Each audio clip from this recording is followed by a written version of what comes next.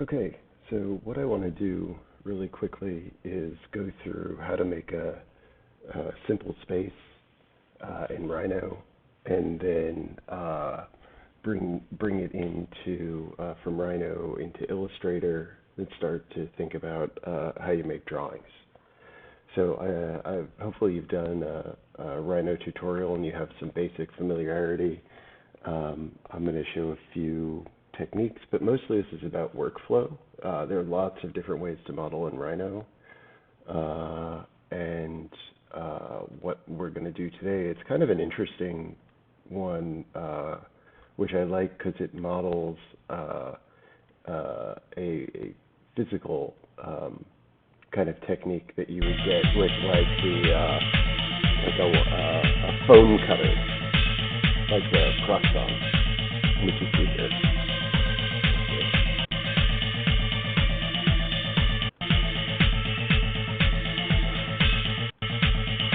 Anyway,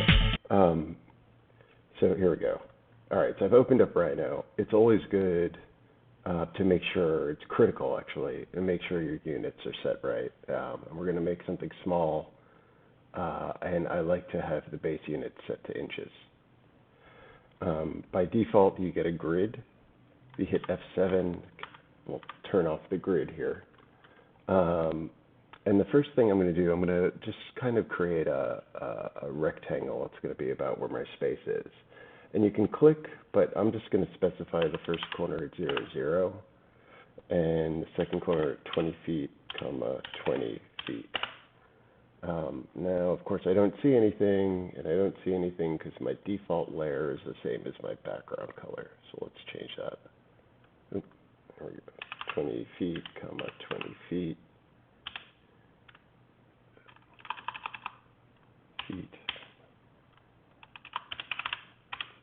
There we go. Okay. And I'm going to extrude this curve. And so if you move the mouse and then I type 10 feet and hit the space bar, right, whichever direction the mouse is in, that's the direction it's going to extrude. You can see my curve by default didn't delete. It's still there. It's highlighted, so I'm going to hit delete. And the next thing I always like to do is just to think about the scale of a person. So I'm gonna make a little layer that I call dude, and I am going to make I'm going to type cylinder. You can use the icons on the left. You can learn the names of the commands. Some of them, sometimes I do one, sometimes I do the other. You'll figure it out for yourself as you go. So I'm going to click there, and I'm going to say a radius of 11 inches and a height of 72 inches. And that gives me something, if I hit this over to shaded, right, that's, that's about the scale of a person.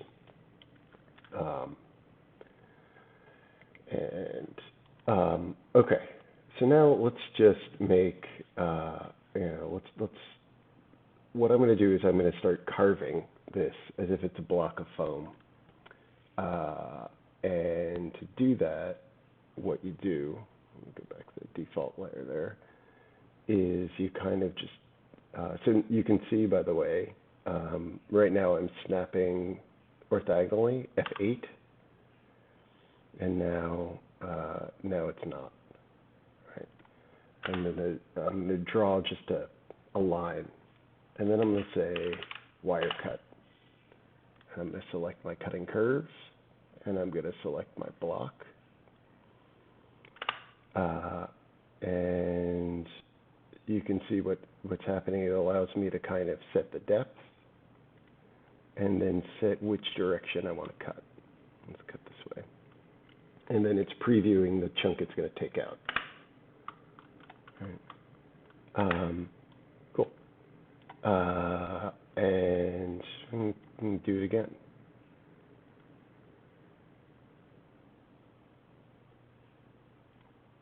I'll draw a line. Wire cut. Select my curve. select my block. Let's see, let's go, should go lower, let's go lower.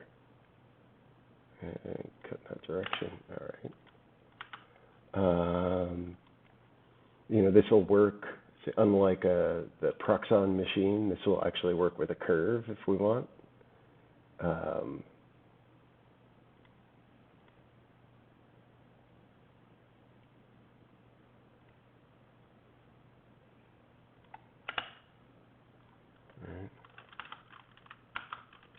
Wire cut, oops, wire cut, and cutting curve.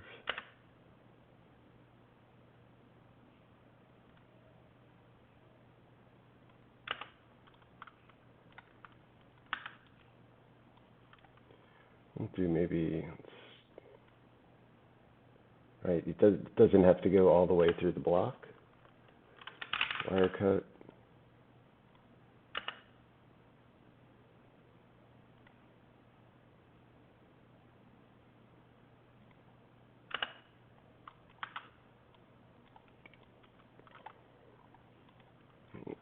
Right, so you can see there.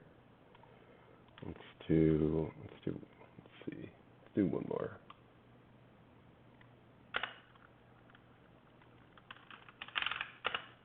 Wire cut. Let's try that again. Wire cut. Select the curve.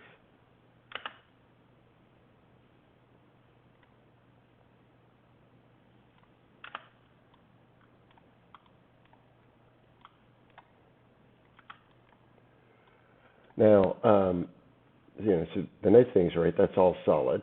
And if we want to start to adjust it, there are a nice set of commands like move face. Right? So I could select that face and move it. Now you can see if I kind of can move it willy-nilly like this, right? You can do weird things like that. But what I really want to do in face is hit F8 and lock it orthogonally, because I just want to move this up. And if I say I want to move it up exactly 6 inches, I can type 6. Right, and now as soon as I click, it'll move it up 6 in that direction. Let's try. If I want to move it another 18. Right, so I can sort of go back and recalibrate a little bit. Oops, that was move face. There we go.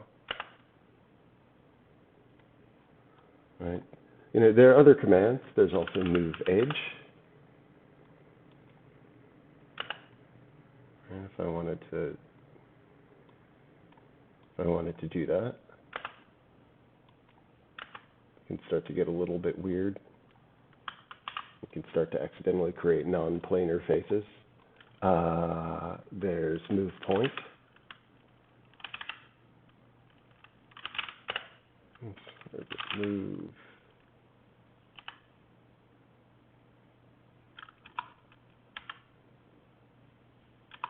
I thought there was somewhere there is.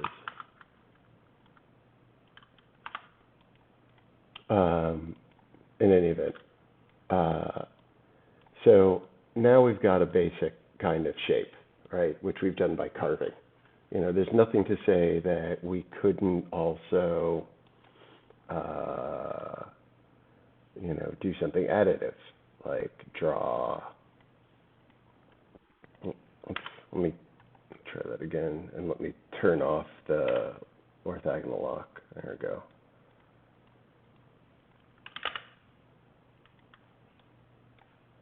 And do something like extrude. Let's make that exactly 8 feet. Now, if we want to put that down here, right, something that's really useful. And let's look maybe in this view. You can see we accidentally created a non-planar face over here. If I'm going to create a clipping plane, actually I like to put these on their own layer.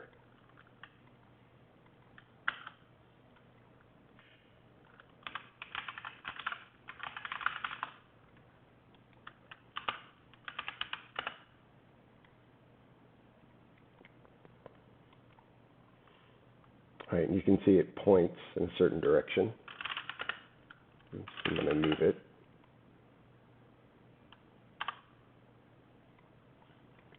If I have it selected over here and I check the top view, right, you can see that what's happening now is it's starting to clip away everything that's to the right.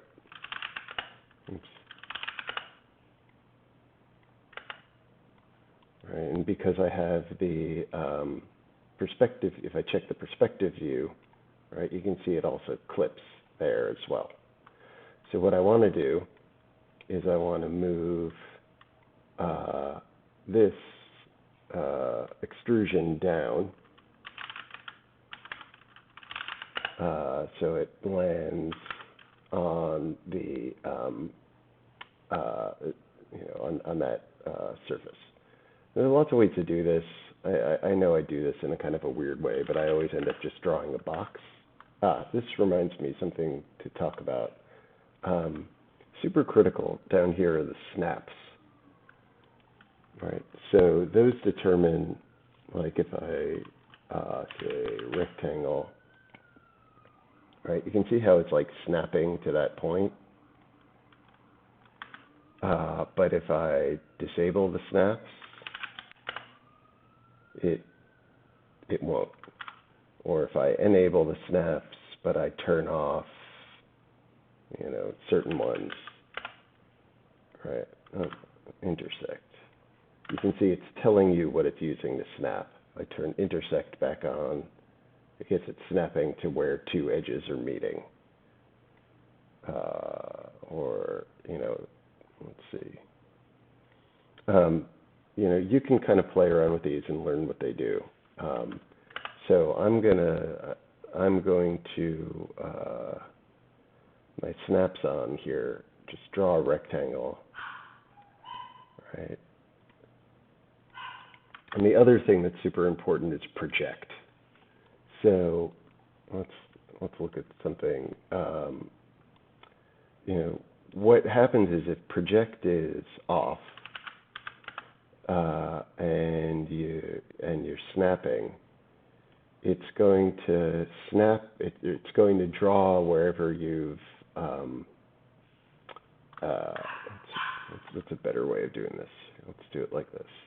Draw a box. Let me turn my clipping plane off. All right.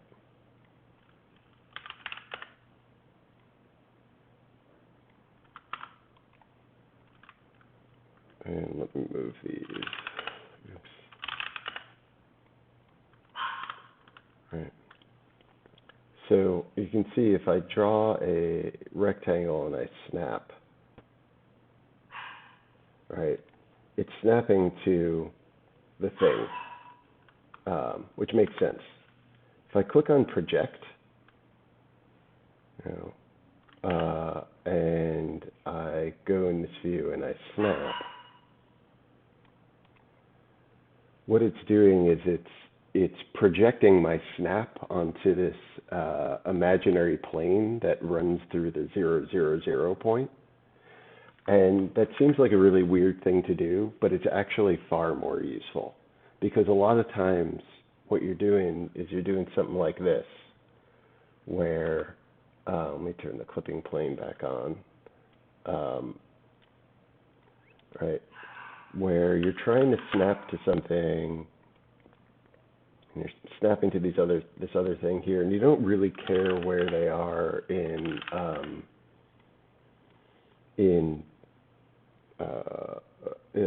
plan, but what you are interested in is making sure that you can move, that you can sort of snap to them as if it's like a drawing in this right view. So that rectangle I drew, I'm just going to use to snap and then move my my shape, so it's now sitting on this surface. All right. If I go back and disable, all right, you can see it's now sitting on that surface. And the last thing I want to do is let I draw a rectangle, right, by default, right, it's drawing this at zero, on the at 0 in Z. I kind of think it's always a good thing to pay attention to where you are locating everything in space. So my 0, 0 point is here in plan, but I now want to just locate, let's say, a reasonable datum for my 0 in Z. And I'm going to say maybe it's there. So right, if I enable my right, I think that's this. Right, so I'm going to snap like that, or draw my rectangle. And then here I'm going to come and just select everything and move it up.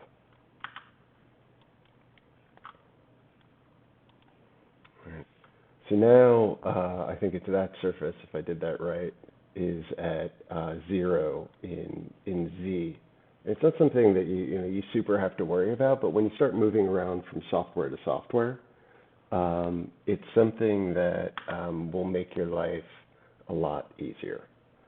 So I'm gonna pause this here for a second, and then we'll come back and talk about how to start to move this kind of little space or shape that we made from Rhino into Illustrator to start to draw it.